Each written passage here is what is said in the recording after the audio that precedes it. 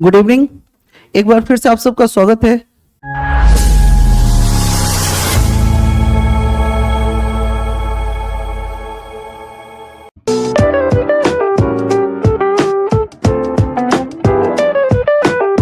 Thermochemistry क्या होता है? जब कभी भी कोई केमिकल रिएक्शन परफॉर्म करता है तो वहां पे हीट चेंज होता है। लास्ट क्लास में हम लोग थर्मोकेमिस्ट्री स्टार्ट किए थे। कहने का मतलब या तो रिएक्शन को करवाने के लिए हीट देना होता है या तो उस रिएक्शन के दरमियान हीट इवॉल्व होता है।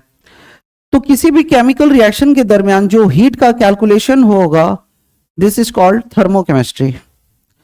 इसके पहले तक जो हम लोग पढ़ रहे थे वो थर्मोडायनेमिक्स था।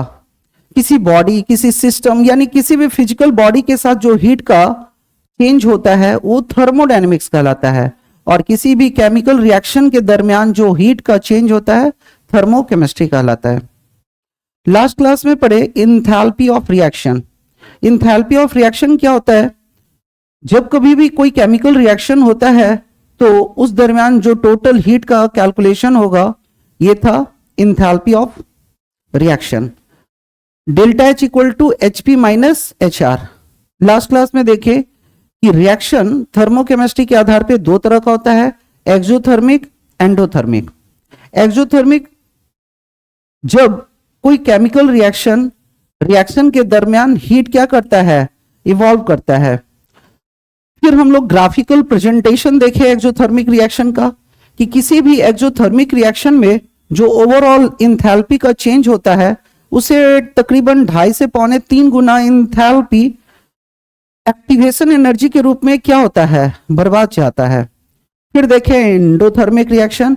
एंडोथर्मिक रिएक्शन जब कोई केमिकल रिएक्शन परफॉर्म कराने के लिए हमको हीट देना पड़ता है। फिर इसका ग्राफिकल रिप्रेजेंटेशन देखे और इसमें देखे कि जो ओवरऑल हीट का इंथैल्पी चेंज होता है वो एक्टिवेशन एनर्जी से बहुत ज्यादा होता है, तकरीबन 2.5 से 3.25 गुना ज्यादा इवॉल्व करता है। तो इन सब का ग्राफिकल रिप्रेजेंटेशन देख चुके हैं, और आज का जो टॉपिक होगा वो है इंथैल्पी ऑफ फॉर्मेशन। हेडिंग लिखिए, बहुत इंपॉर्टेंट टॉपिक और किसी भी एग्जाम में यहां से क्वेश्चन जरूर आएगा।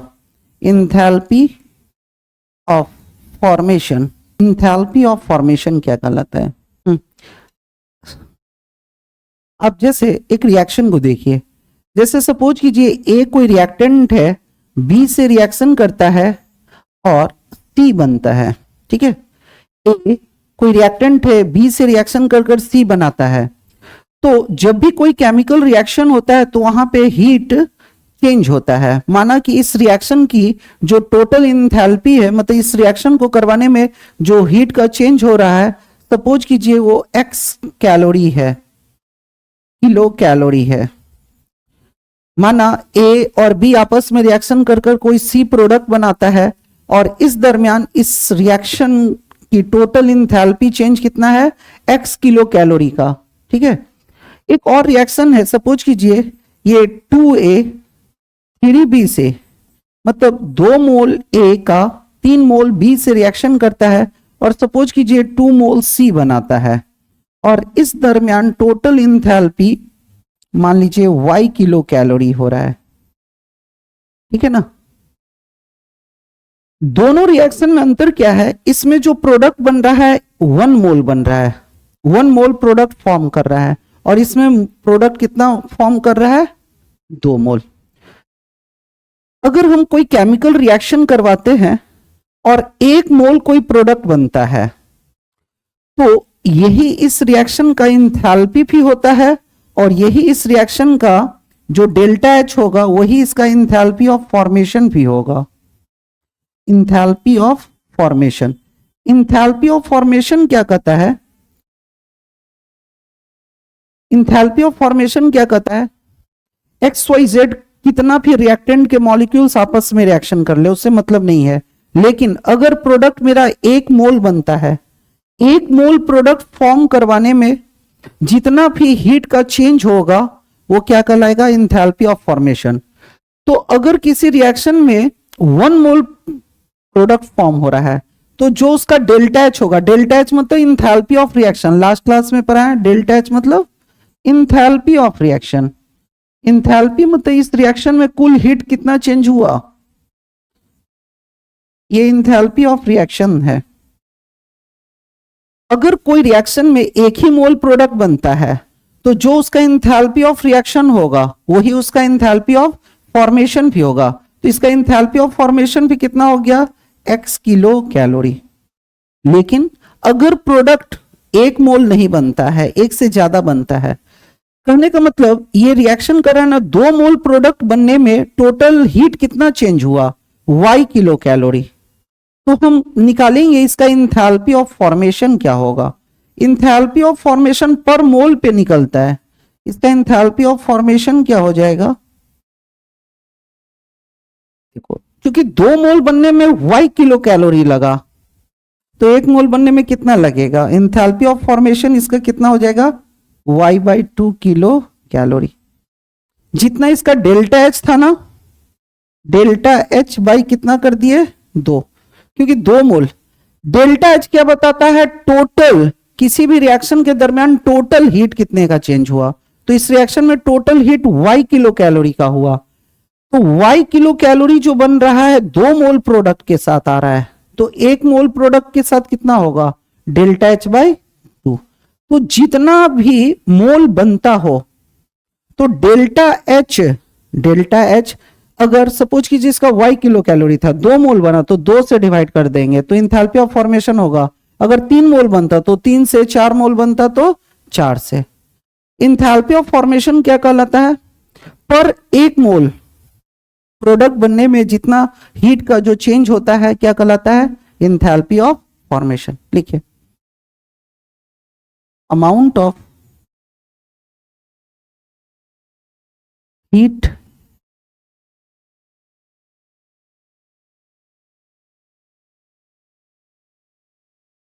लिखिए। नेक्स्ट आप लिखिए relation between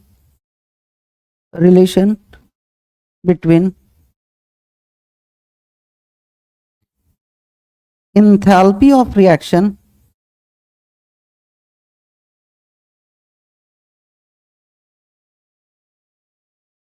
and enthalpy of formation।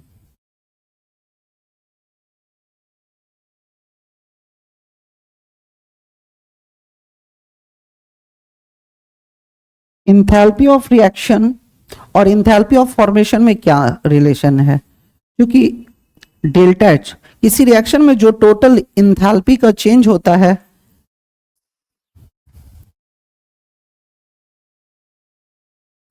Change of enthalpy of formation of product minus change of enthalpy of formation of reactant.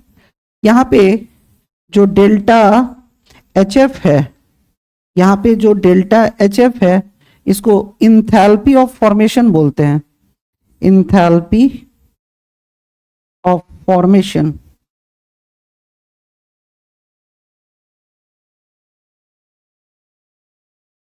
क्या होता है एक एग्जांपल से आपको अभी समझाते हैं। ओवरऑल जो हीट चेंज होता है किसी भी रिएक्शन के दरमियान, टोटल प्रोडक्ट को बनाने में जितनी इंथैल्पी चेंज होती है माइनस जो इंथैल्पी ऑफ रिएक्टेंट होता है। जैसे हम लोग लास्ट क्लास में पढ़े कि अगर हम कोई कोयला लेते हैं 10 केजी तो जलने के पहले भी उसकी अपनी इंथैल्पी होती है जिसको इंथैल्पी ऑफ रिएक्टेंट कहते हैं, और जलने के बाद जो इंथैल्पी होती है उसको इंथैल्पी ऑफ प्रोडक्ट कहते हैं। तो प्रोडक्ट साइड की enthalpy minus enthalpy of reactant formation के टर्म में। तो अभी इसको क्वेश्चन के जरिए आपको सिखाते हैं। और ये P है मतलब प्रोडक्ट की फॉर्मेशन और ये रिएक्टेंट का। लिखेंगे तो लिख सकते हैं enthalpy of formation of product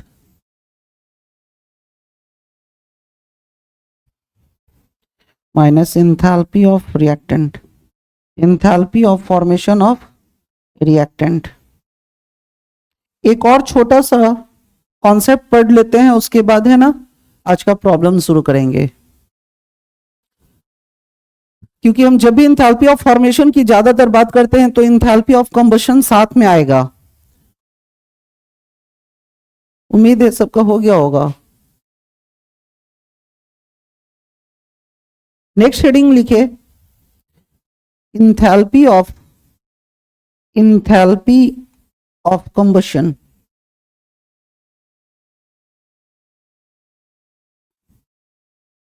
enthalpy of combustion, enthalpy of combustion क्या होता है?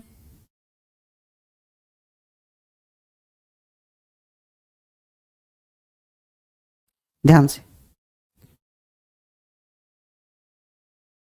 सबसे पहले इंथैल्पी ऑफ कंबशन समझने से पहले जरूरी है कि कंबशन क्या होता है। सपोज कीजिए एक्स कोई रिएक्टेंट है और ऑक्सीजन से रिएक्शन करता है, ठीक है ना, और सपोज कीजिए कोई वाई प्रोडक्ट बनाता है। अगर कोई भी रिएक्टेंट अगर कोई भी रिएक्टेंट जब ऑक्सीजन से रिएक्शन करता है ना, तो वो हमेशा एक कंबशन रिएक्शन कहलाता है, और ये एक एक्सोथर्मिक रिएक्शन होगा और हमेशा वहां पे हीट निकलेगा। दुनिया का कोई भी रिएक्टेंट जब ऑक्सीजन से रिएक्शन करता है तो ये कंबशन रिएक्शन होता है, ठीक है। जैसे एक्स ऑक्सीजन से रिएक्शन किया और वाई कोई प्रोडक्ट बना रहा है, तो इस समय अगर सपोज कीजिए इंथैल्पी ऑफ रिएक्शन कितना है, इस रिएक्शन के दरमियान कोई सपोज कीजिए कोई भी था, कोई रिएक्टेंट ऑक्सीजन से रिएक्शन किया। सबसे पहले कंबशन रिएक्शन, कोई भी रिएक्टेंट जब ऑक्सीजन से रिएक्शन करता है ना और कोई भी प्रोडक्ट बनाए तो वो एक कंबशन रिएक्शन है। एक्सोथर्मिक रिएक्शन होता है, हमेशा हीट निकलता है, सही है। अब इंथैल्पी ऑफ रिएक्शन और इंथैल्पी ऑफ कंबशन में क्या अंतर है, इसको दूसरे तरीके से समझते हैं। सपोज कीजिए अब x मॉलिक्यूल्स की जगह 2x मॉलिक्यूल्स है, और सपोज कीजिए 3 मॉलिक्यूल्स ऑक्सीजन से रिएक्शन कर रहा है और 2 मॉलिक्यूल्स कोई जेड बना रहा है। इस दरमियान जो हीट चेंज हुआ वो सपोज कीजिए y किलो कैलोरी का हो रहा है। अब हर कंबशन रिएक्शन का ये भी एक कंबशन रिएक्शन है, क्यों? क्योंकि ये भी कोई रिएक्टेंट है। वो अलग बात है कि इसके मोल्स ज्यादा हैं, इसमें 1 मॉलिक्यूल्स पार्टिसिपेट किया था, इसका 2। यहां ऑक्सीजन का 1 मोल था, यहां 3 मॉलिक्यूल्स है। इससे नहीं मतलब है, मोल से नहीं मतलब होता है। दुनिया का कोई भी रिएक्टेंट जब ऑक्सीजन से रिएक्शन करेगा तो वो एक कंबशन रिएक्शन कहलाता है। अब अगर x मोल जलकर x kilo calorie energy transfer कर रहा है तो इसका इंथैल्पी ऑफ कंबशन क्या होगा?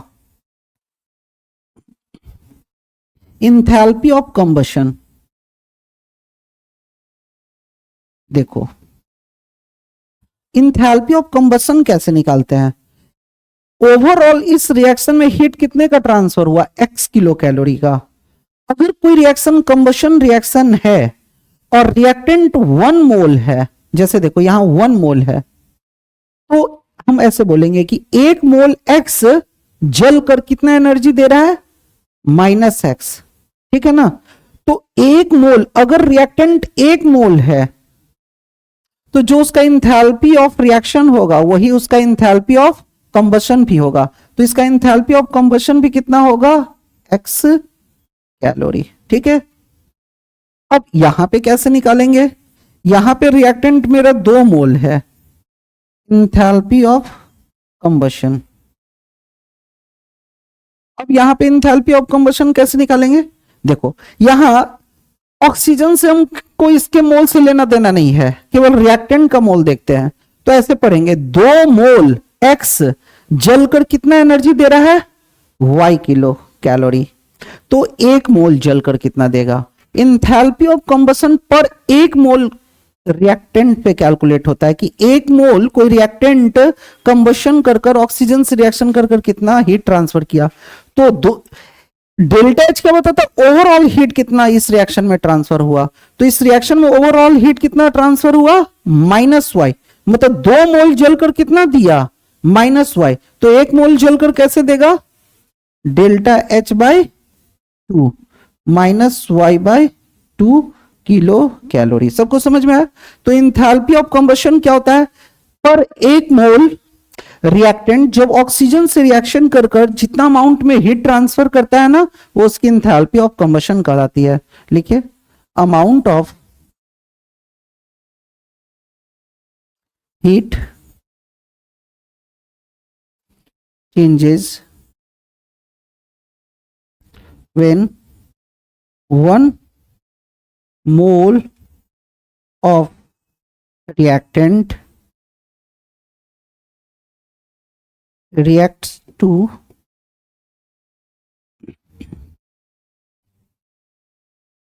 oxygen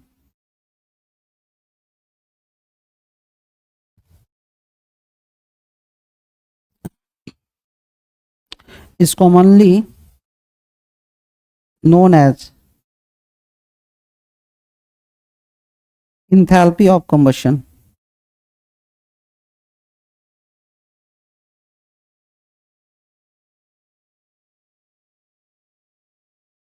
उम्मीद है सबको समझ में आया होगा।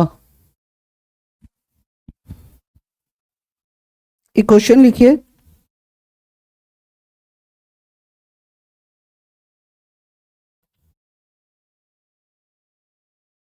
Calculate the enthalpy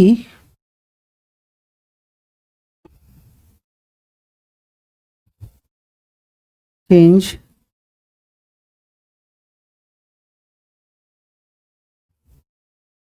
for the following reaction.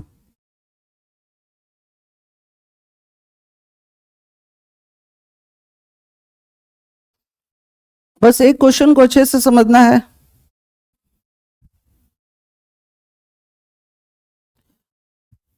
Thermodynamics बहुत ही इजी है। देखिए इस क्वेश्चन में कर रहा है calculate the enthalpy change for the following reaction. जब ये कोई केमिकल रिएक्शन हो रहा है तो इस रिएक्शन के दरमियान टोटल कितना हीट चेंज हो रहा है, इसी को कहते हैं एंथैल्पी ऑफ रिएक्शन। आपको जैसा बताएं कि जब भी कोई केमिकल रिएक्शन होगा तो हीट तो चेंज होगा, तो ये यही पूछ रहा है कि अगर ये रिएक्शन हो रहा है तो इस रिएक्शन के दरमियान टोटल हीट कितना चेंज होगा। अगर आपको फॉलोइंग फॉर्मेशन ऑफ एंथैल्पीज दिया हुआ है, कहने का मतलब ये कह रहा है कि CH4 1 मोल CH4 को बनाने में कितना एनर्जी लगा है, -74.8। ये आसमान से तो नहीं ना टपका होगा, CH4 कहीं से बनकर आया होगा। तो कोई भी 1 मोल प्रोडक्ट जो बनता है ना, तो उसकी अभी पढ़ें कि कुछ एंथैल्पी ऑफ फॉर्मेशन होती है। तो CH4 1 मोल CH4 बनने में कितना एनर्जी लगता है, इतना। 1 मोल CO2 बनने में कितना लगता है, इतना। और 1 मोल वाटर बनने में कितना लगता है, इतना। कहने का मतलब इस क्वेश्चन में डेल्टा H पूछ रहा है और डेल्टा HF दिया हुआ है, ठीक है ना। तो अभी हम दोनों में रिलेशन देखे थे कि डेल्टा H और डेल्टा HF में क्या रिलेशन होता है। तो delta H equal to delta HF product minus delta HF formation of reactant. अब हमारे पास प्रोडक्ट साइड में कौन कौन है, 2 लोग हैं। एक कार्बन डाइऑक्साइड है जो 1 मोल है, और 2 मोल मेरा क्या बना है, हमारे क्वेश्चन में 1 मोल CO2 बना है और 2 मोल क्या बना है, H2 है ना। तो अब ऐसे लिखेंगे, यहां H2O होगा, गलती से लिखा गया H2, ठीक है ना।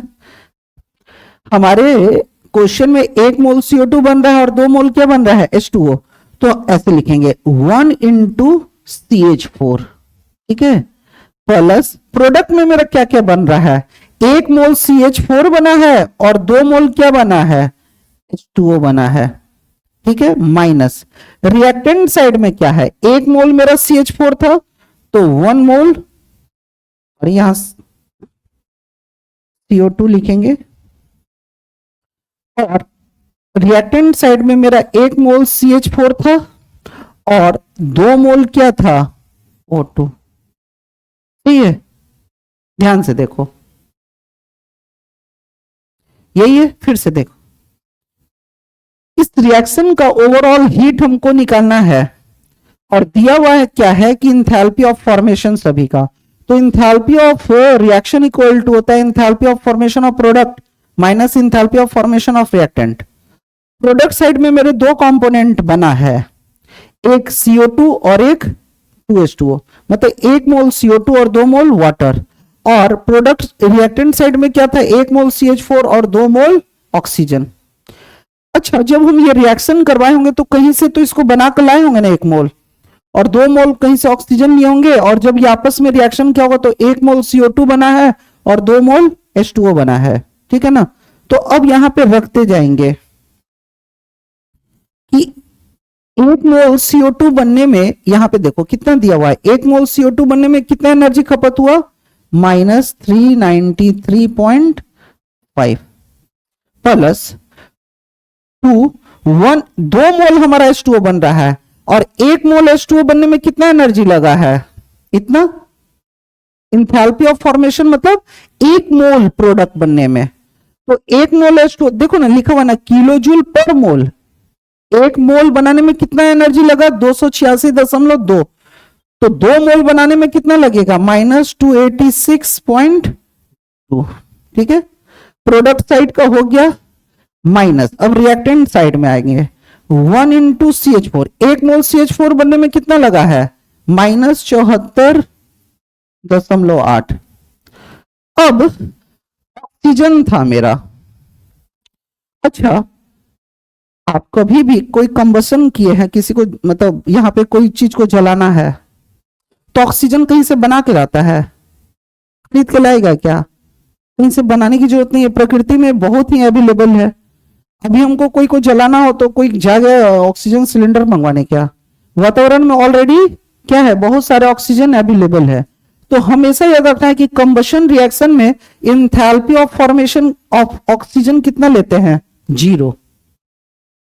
ऐसा इसलिए क्योंकि हमको मुफ्त में मिल रहा है, कहीं से हम बनाकर ऑक्सीजन थोड़ी लाते हैं। जब भी हम कोई कंबशन रिएक्शन करते हैं ना, तो इसलिए देखो यहां पे सभी का डाटा दिया हुआ था, ऑक्सीजन का डाटा नहीं ना दिया हुआ है, क्योंकि जब भी enthalpy of formation of oxygen आपको देगा तो कितना लेना है, 0। अब इसको कैलकुलेट करो तो आ जाएगा कि इस रिएक्शन के दरमियान टोटल हीट कितना चेंज हुआ, लिखिए।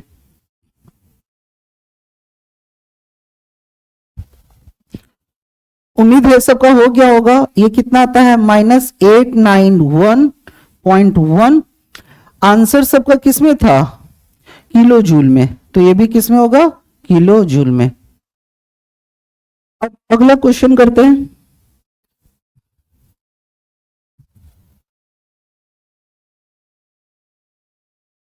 The standard heat of formation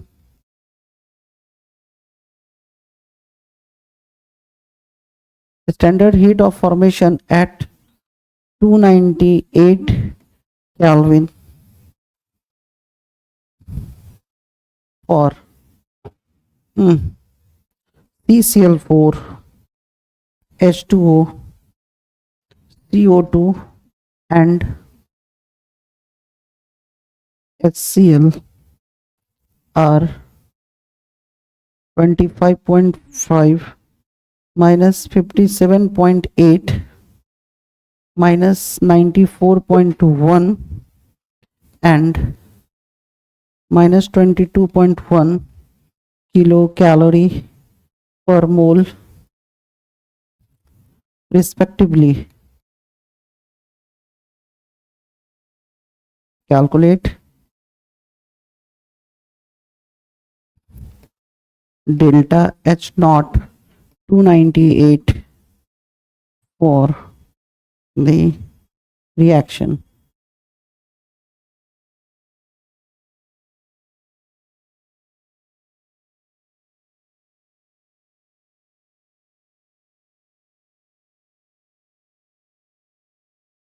solve कीजिए।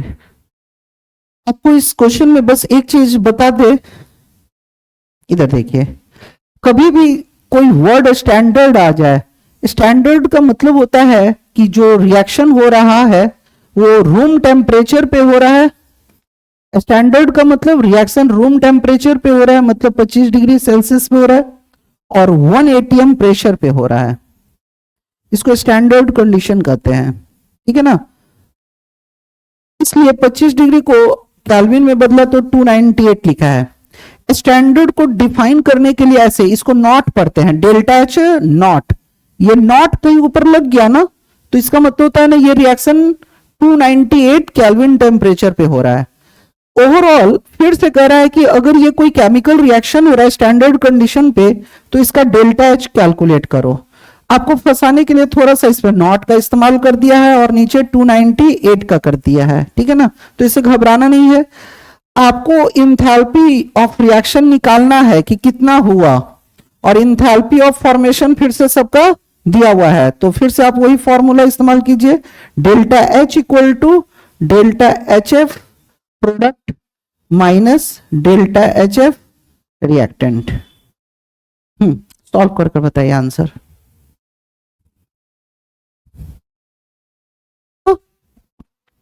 कैसे करेंगे इसको? डेल्टा एच इक्वल टू, इस रिएक्शन में कितना मोल बन रहा है? 1 मोल CO2 बन रहा है, 4 मोल HCl बन रहा है प्रोडक्ट साइड में। अब आ गया रिएक्टेंट साइड में, 1 मोल CCl4 बन रहा है और 2 मोल H2O बन रहा है। अब सबका वैल्यू रख दो यहां पे।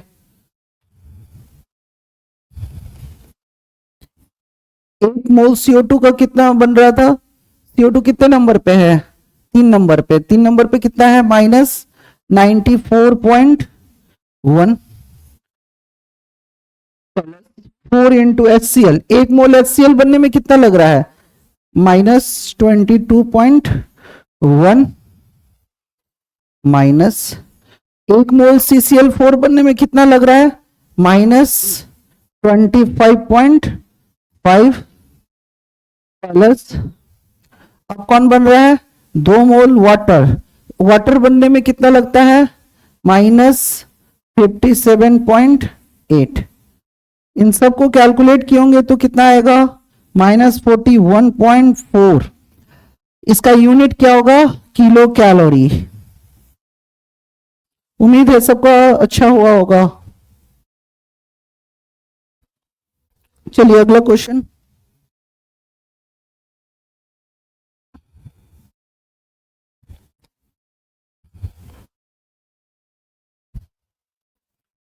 नेक्स्ट क्वेश्चन लिखिए, when 2 mole of C2H6 are completely 3129 kilojoule of heat is liberated. Calculate the heat of formation of C2H6, delta HF for CO2 and H2O are -395 kilojoule and -286 kilojoule respectively.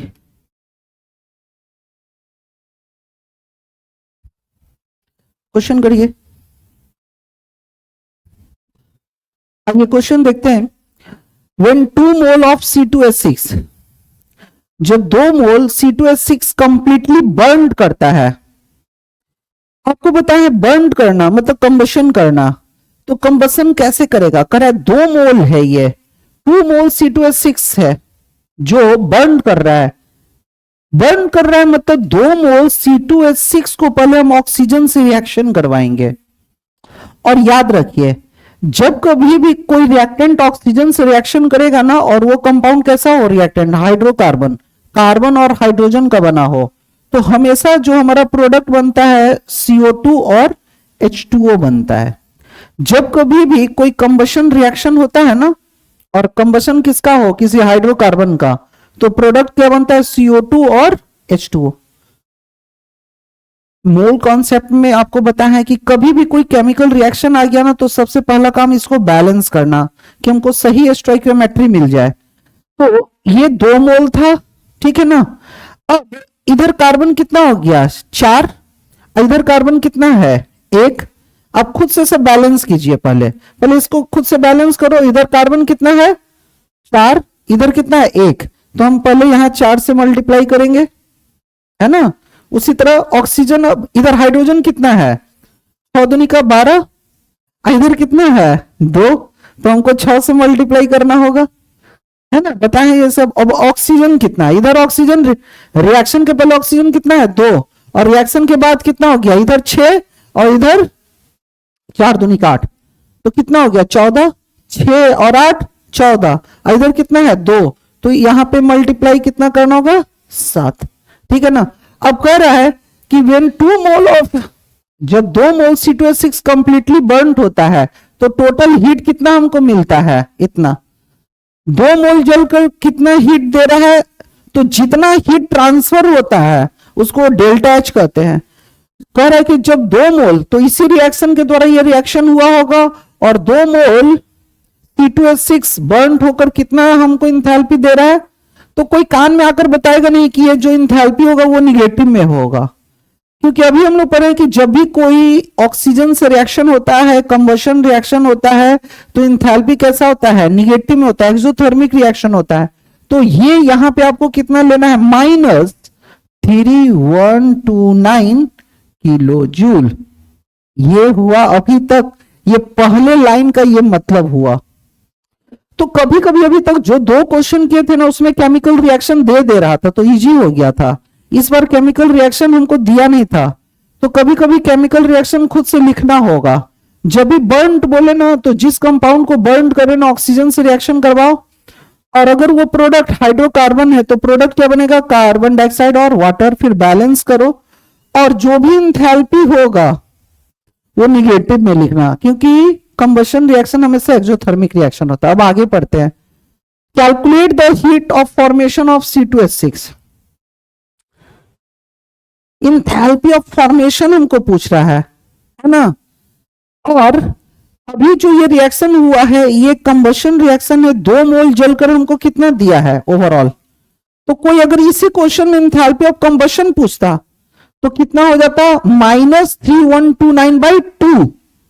अगर अगला question ऐसा ही होने वाला है, इसलिए अगर इसी रिएक्शन में कोई इंथैल्पी ऑफ कंबशन पूछता तो इंथैल्पी ऑफ कंबशन क्या बताया है कि 1 मोल 2 मोल C2H6 जलकर कितना दे रहा है -3129 किलो जूल।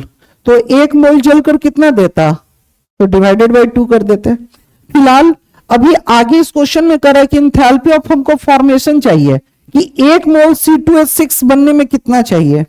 अगर डेल्टा HF CO2 1 मोल CO2 बनने में और 1 मोल H2O बनने में कितना कितना एनर्जी दिया हुआ, इतना। यानी हमको डेल्टा H पता है और डेल्टा HF दिया हुआ है, तो पहले इन दोनों का रिलेशन लिखते हैं। Delta H equal to delta HF product minus delta HF reactant. तो ये कितना दिया हुआ था -3129। Enthalpy of formation of product 4 mole क्या बन रहा है CO2, 6 मोल क्या बन रहा है H2O, माइनस 2 मोल क्या बन रहा है C2H6, माइनस प्लस 7 मोल क्या बन रहा है ऑक्सीजन। तो ऑक्सीजन का तो 0 होता है, बाकी सबका वैल्यू रखिए। तो इसका वैल्यू दिया हुआ, इसका वैल्यू दिया हुआ है, अपने आप जो ये वैल्यू है C2H6 का निकलेगा वही ना इंथैल्पी ऑफ फॉर्मेशन है। यही हमको पूछ रहा था, कैलकुलेट करो।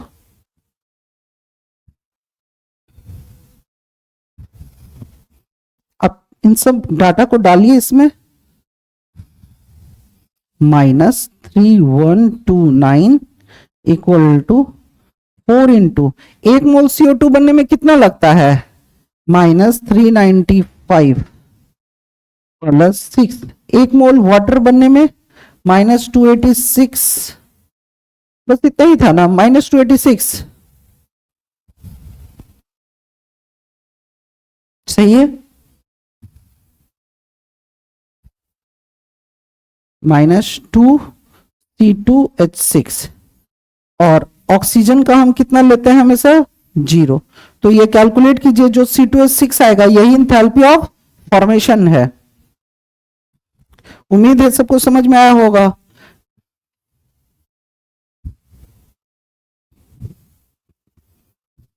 कैलकुलेट करके बताओ। C2H6 का वैल्यू कितना जाएगा? C2H6 का वैल्यू -83.5 किलो जूल। ये जो आपका आंसर आ रहा है, देखो ये क्या है?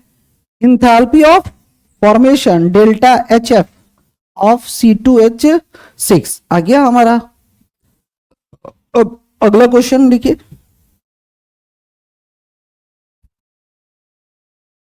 द स्टैंडर्ड मोलर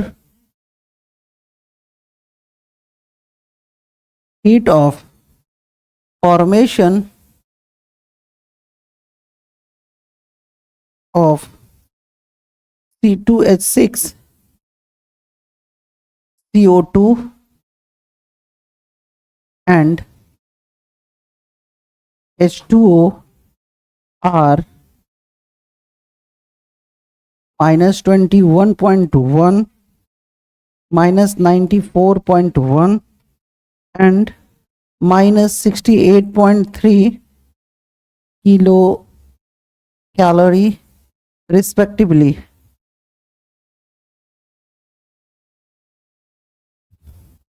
Calculate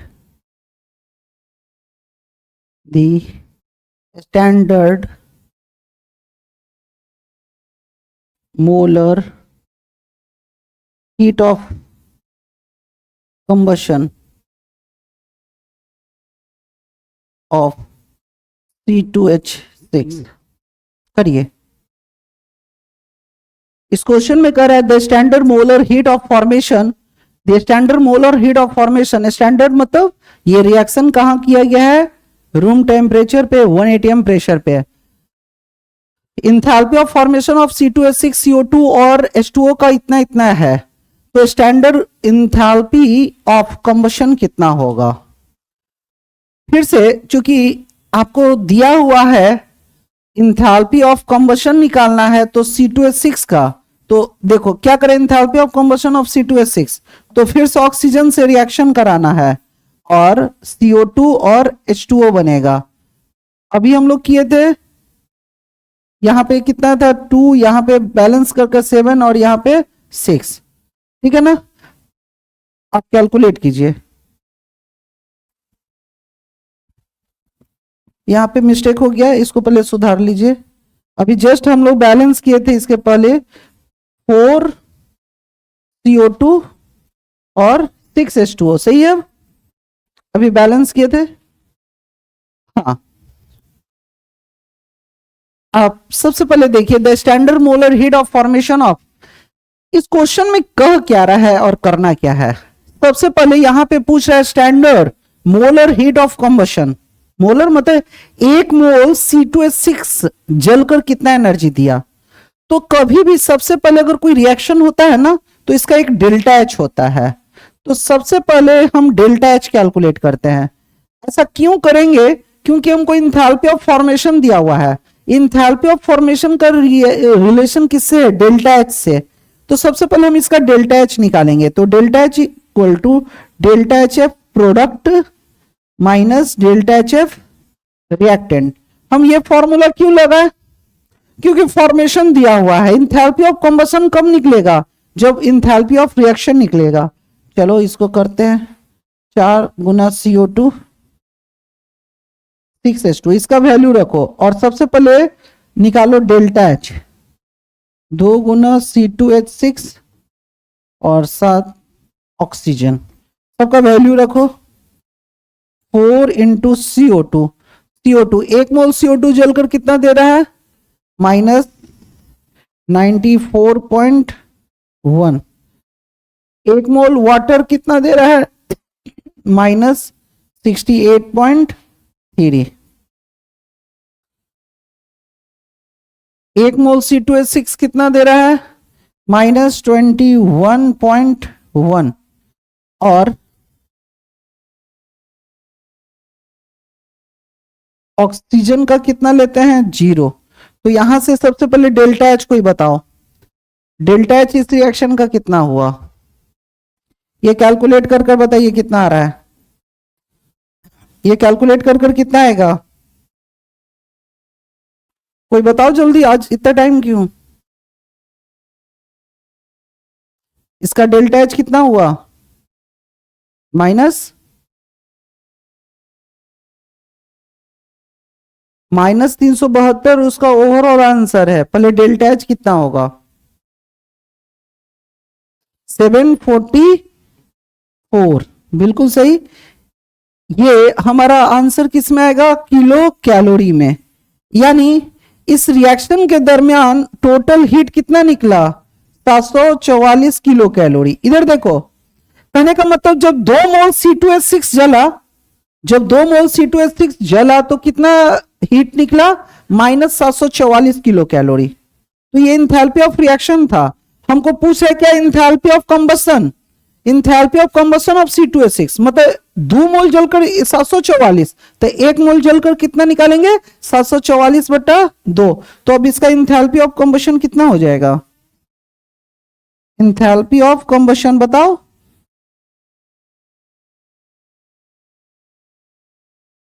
कितना आया था? -744 डिवाइडेड बाय 2, कितना आया? सब कुछ समझ में आया? तो कभी भी फॉर्मेशन दिया हो, पहले डेल्टा एच निकालो, डेल्टा एच निकल गया तो हम इंथैल्पी ऑफ कंबशन किसी का निकाल सकते हैं, ठीक है ना? इंथैल्पी ऑफ कंबशन निकालने के लिए इंथैल्पी ऑफ कंबशन निकालने के लिए हमको पहले क्या चाहिए?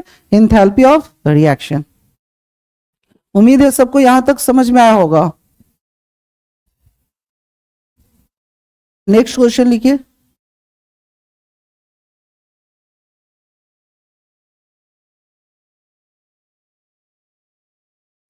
ये जेई 2005 का क्वेश्चन है, थोड़ा कंसेप्चुअल है। हम अब इसको आपको बताएंगे, बहुत इजी कर देंगे, आपको घबराना नहीं है। आराम से पहले क्वेश्चन लिखिए।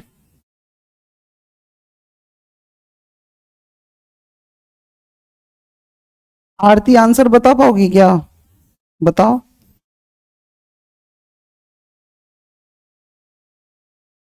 ABCD। हाँ, ऑप्शन तुम बिना ऑप्शन का बता रहे थे। बताओ। सही है। तुम लोग बाकी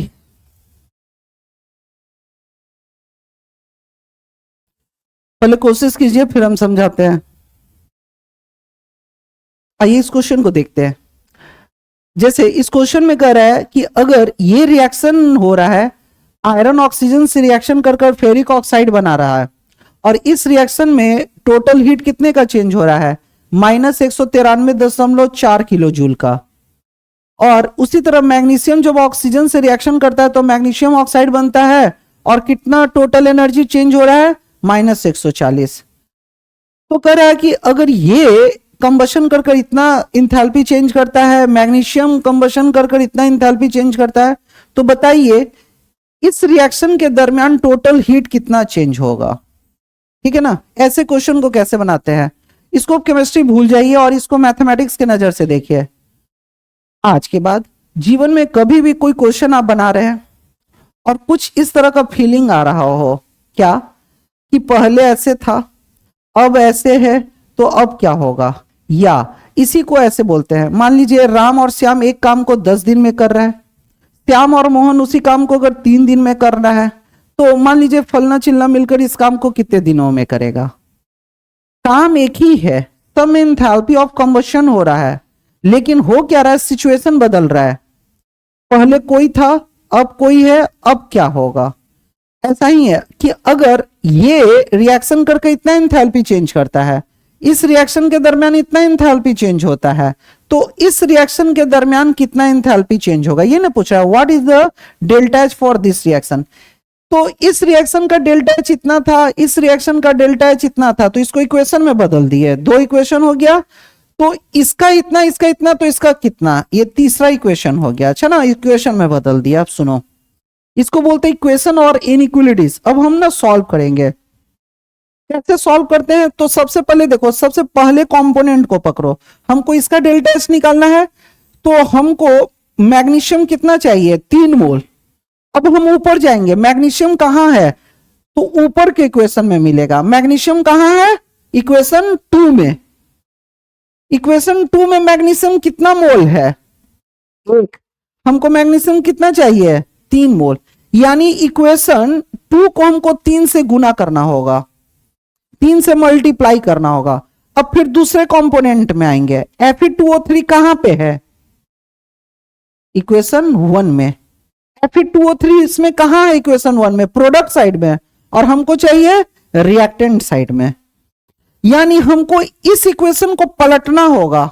तो जब कोई इक्वेशन पलटते हैं ना, तो जो इंथैल्पी अभी माइनस में है ना, वो प्लस में हो जाएगी। ठीक है ना? तो अगर हमको ओवरऑल आंसर दम फटाक सा करना होता, तो इसका आंसर क्या होगा? 3 गुना माइनस 140.2 प्लस 193.4। जो आंसर आएगा फटाक से आंसर आ जाएगा। ठीक है ना? कैसे? हम समझ चुके हैं कि हमको रिएक्टेंट कितना चाहिए? 3 mg। तो मैग्नीशियम यहां 1 है, तो हमको 3 से इस पूरे इक्वेशन को 3 से मल्टीप्लाई करना होगा, तो इंथैल्पी भी 3 गुना बढ़ जाएगी।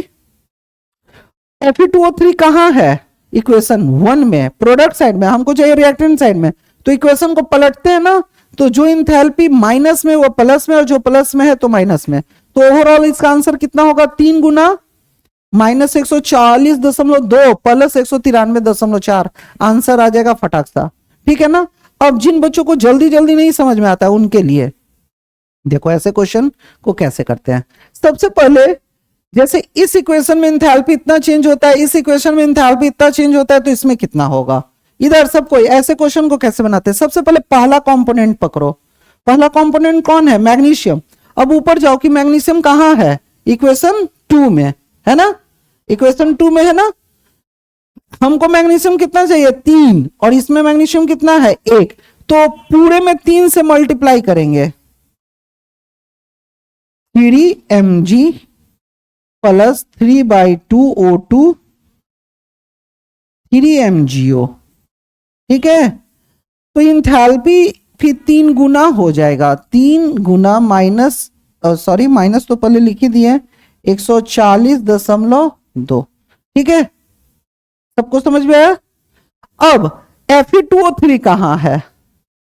इक्वेशन 1 में है ना, यहां पे। पर Fe2O3 इस साइड है, हमको चाहिए इस साइड। तो इक्वेशन 1 को पलट देंगे, तो पलटेंगे तो जो प्रोडक्ट है रिएक्टेंट साइड में आ जाएगा Fe2O3। ठीक है ना? अब इसको उधर ले जाएंगे, 2Fe प्लस 3/2O2। ये सब मैथ में करते हैं, इक्वेशन और इनइक्वालिटी सॉल्व करेंगे। अब डेल्टा चूंकि रिएक्शन पलट दिए ना, तो जो इंथैल्पी निगेटिव में था ना, वो प्लस में हो जाएगा।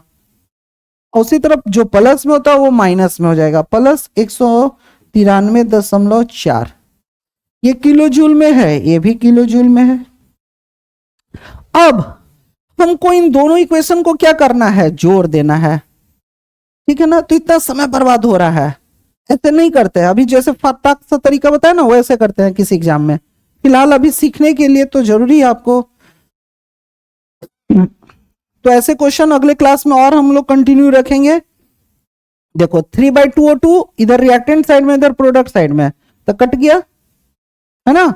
अब इधर क्या बचा? 3 mg Fe2O3,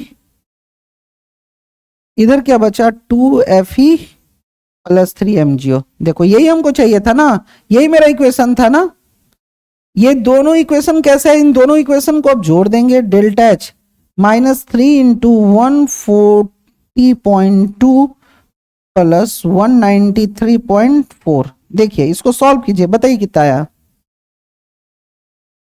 उसको सॉल्व करो, कितना आया?